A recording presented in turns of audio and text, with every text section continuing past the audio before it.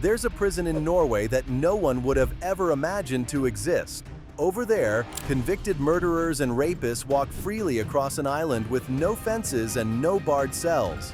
Inmates live in cozy wooden cottages, cook their own meals, ride horses, play tennis, and even relax in saunas. In this video, we'll explore how Bastøy's shocking approach to freedom and trust is rewriting the rules of incarceration. Island of Contrasts. Bastøy Prison is situated on an island about 75 kilometers south of Oslo, Norway, in the Oslofjord. From the ferry, the island appears peaceful, with dense pine forests and calm waters surrounding it. There are no visible fences, no guard towers, and no traditional barriers. This lack of visible security immediately sets Bastøy apart from conventional prisons. It is a place where men who have committed serious crimes live under conditions that, at first glance, resemble everyday life rather than incarceration. The prison houses inmates convicted of offenses including murder and sexual assault, but access is selective. Men must apply to serve their sentences on the island and demonstrate a willingness to follow the rules and engage in rehabilitation programs. Once accepted, inmates live in wooden cottages with private bedrooms, shared kitchens, and personal amenities such as televisions and fridges. They carry keys to their homes and can move freely across the 2.6 square kilometer island. The system is designed to simulate normal life while still maintaining oversight. Daily routines combine work, education, and leisure.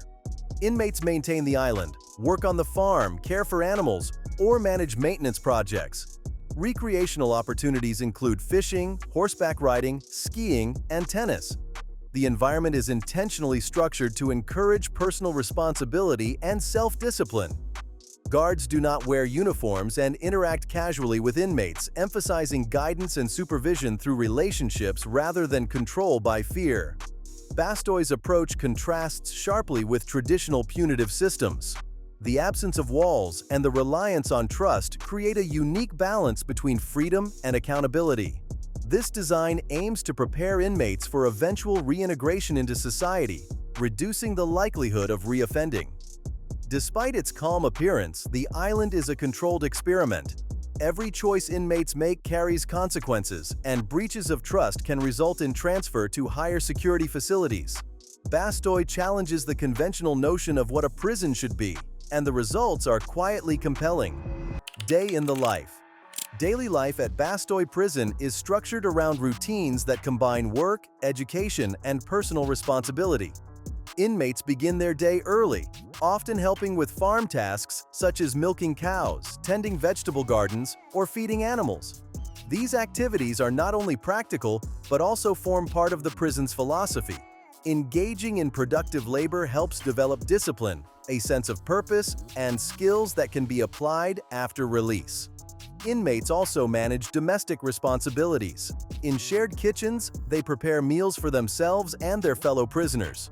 Kitchens are fully equipped, and prisoners are expected to plan, cook, and clean efficiently. These tasks may seem ordinary, but in Bastøy's system, they serve a larger function: teaching accountability and teamwork. How well an inmate manages daily responsibilities can influence their privileges and standing within the community.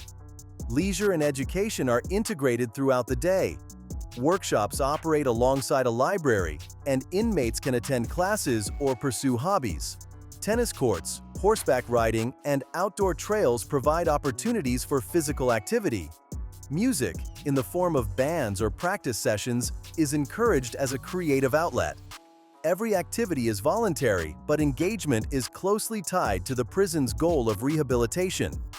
Inmates must make conscious choices about how to spend their time, learning self-management in a structured yet flexible environment.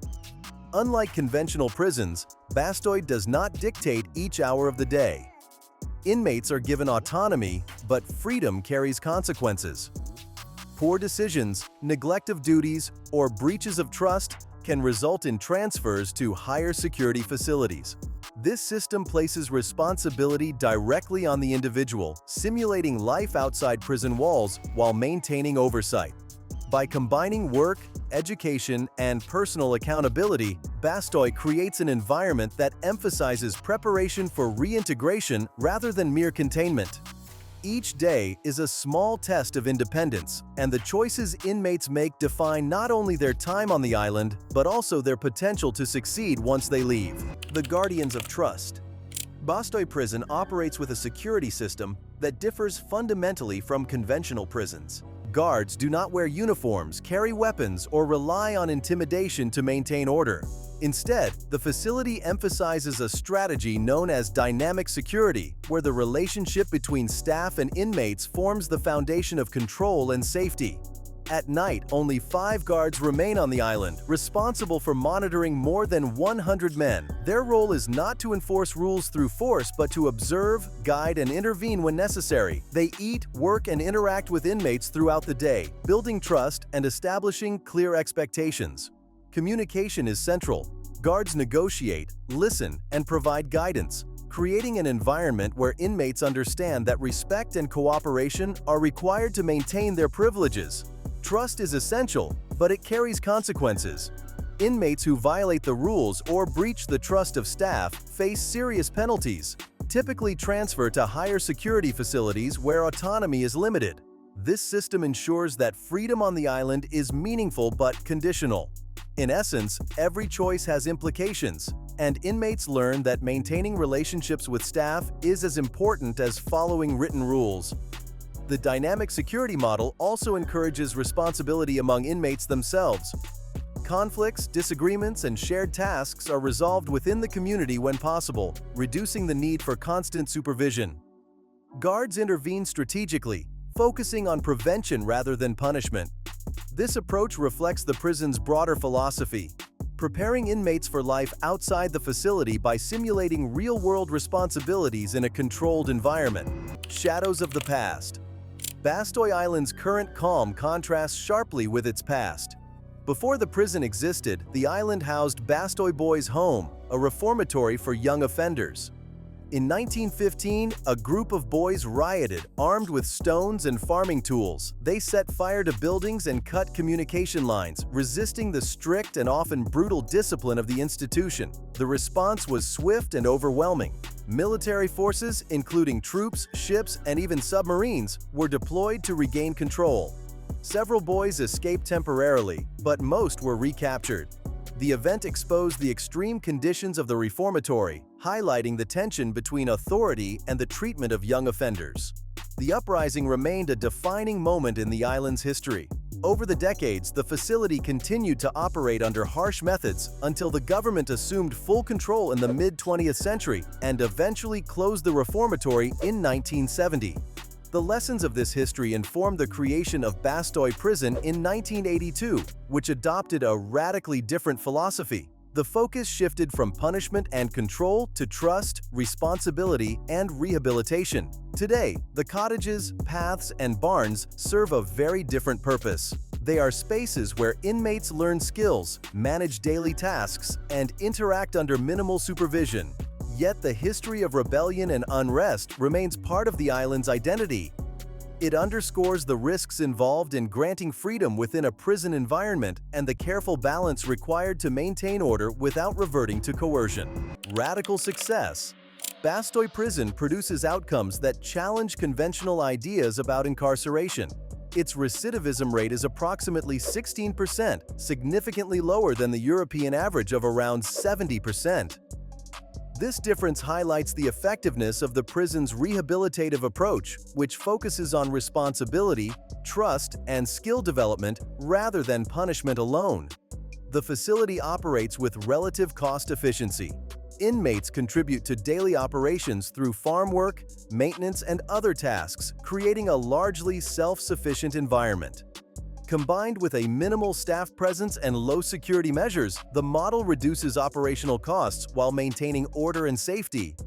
This efficiency reinforces the broader argument that rehabilitation can be both humane and practical.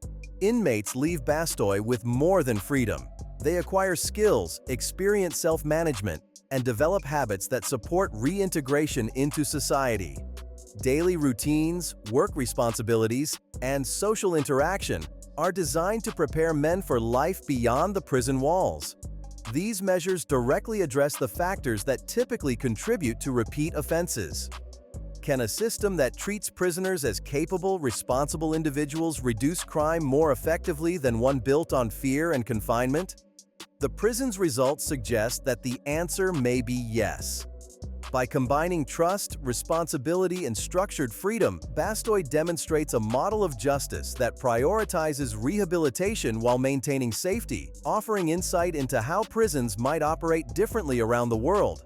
Bastoy Prison challenges what most people expect from incarceration. Here, freedom, trust, and responsibility replace bars and strict control, and the results are striking. Inmates leave better prepared for life outside, and the island demonstrates that human dignity can coexist with serious crime. It's a system that asks difficult questions about the purpose of punishment and the potential for rehabilitation. If treating prisoners as capable, responsible adults reduces reoffending, what does that mean for prisons everywhere? What do you think? Share your thoughts below.